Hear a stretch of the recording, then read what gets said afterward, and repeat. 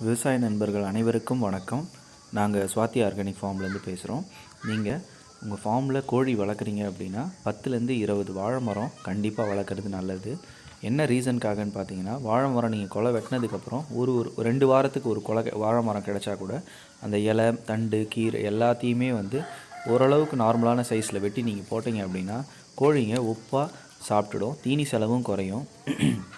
அதுங்க சாப்பிட்றதால அதுங்களுக்கு இந்த குடல் நோய் கண்டிப்பாக வராது. குடல் பூச்சி, குடல் புழு இதெல்லாம் அவாய்ட் ஆகும். குடலில் இந்த காயம் மாதிரி ஏற்படுறது இதெல்லாம் சுத்தமாக வராது. இந்த கோழிங்களுக்கு கோழி நல்லா ஹெல்த்தியாகவே இருக்கும்.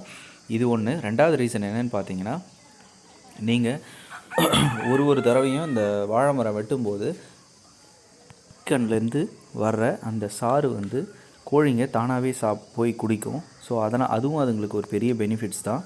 அதே மாதிரி கோழிங்களுக்குள்ளே நடக்கிற சண்டை, இந்த மாதிரி சேவல் நிறைய இருந்ததுன்னா எல்லாம் ஒன்றோட ஒன்று அடிச்சுக்கின்னு நிறைய சேவல் செத்துரும். கோழிங்க சாவும். முடியெல்லாம் பிச்சுக்கிட்டு முடி பார்த்திங்கன்னா கோழிங்க ஒன்றோட ஒன்று கொத்தி முடியெல்லாம் பிச்சு போட்டுடும்.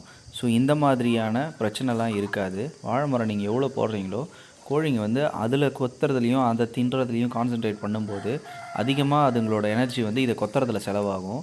அந்த மாதிரி செலவாகும்போது கோழிங்களுக்குள்ளே சண்டை போட்டுக்கிறது, அதை அடிச்சிக்கிறது இந்த மாதிரியான இதெல்லாம் இல்லாமல் சேவல் நீங்கள் அதிகமாகவே வச்சுருந்தாலும் ஓரளவுக்கு நார்மலாக கண்ட்ரோல்லே இருக்கும்.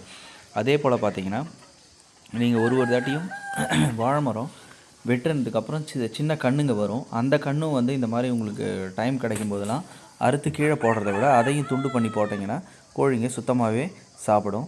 இது நீங்கள் வாழை மரம் ஒரு தொடர்ந்தாப்பில் வச்சு பார்த்தீங்க அப்படின்னா உங்களுக்கு முட்டையும் அதிகரிக்கிறதுக்கு வாய்ப்பு இருக்குது. இதை லைக் பண்ணுங்கள், ஷேர் பண்ணுங்கள், சப்ஸ்கிரைப் பண்ணுங்கள். பிடிச்சிருக்கு.